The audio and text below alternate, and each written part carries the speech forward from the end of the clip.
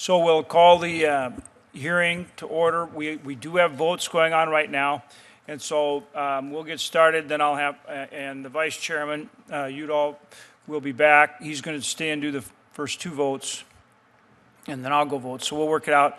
But we very much appreciate, sorry for the inconvenience, but really appreciate all of you being here. So with that, I'll call the hearing to order. Today, the committee will receive testimony on the President's FY2020 budget request for Indian programs. On March 11, 2019, Congress received the President's budget request for fiscal year 2020.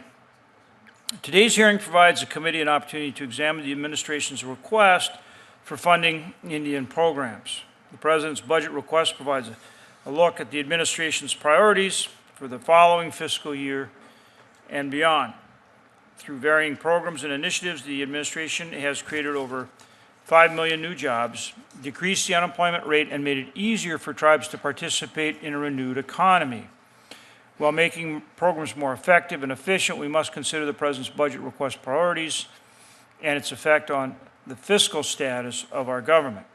During the past few weeks, committee staff have met with various executive branch agencies and tribal organizations on the budgetary priorities for Indian programs.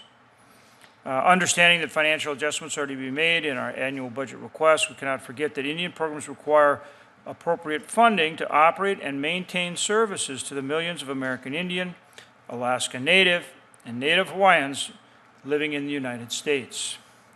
We also cannot forget that many buildings, facilities, and roads are in dire need of maintenance, repair, or replacement. For instance, the President's budget request calls on Congress to set aside money for addressing the deferred maintenance of Bureau of Indian Education schools.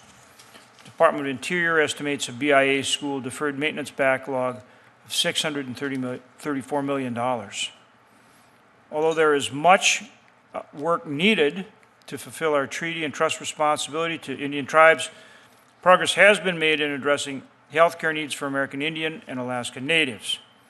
For example, through the Special Diabetes Program for Indians implementation, American Indian and Alaska Natives have seen a 54% decrease in the prevalence of end-stage renal disease. Additionally, previous budget requests, including this year's request of increased funding for maintenance and infrastructure for IHS buildings, facilities, and clinics. These funds are the primary source for providing maintenance, repair, and improvement of healthcare facilities. Adequate funding is important since the average age of an IHS facility is 37 years old. Today's hearing is the first step in the long process of appropriating money for these vital Indian programs. We will hear from 2 federal witnesses and 2 tribal organizations today regarding the President's budget. Requests for fiscal year 2020 and how these Indian programs are upholding the trust and treaty responsibility to Indian tribes. One notable department that is not here today, the Department of Justice, will be here next week to give testimony on their budget request.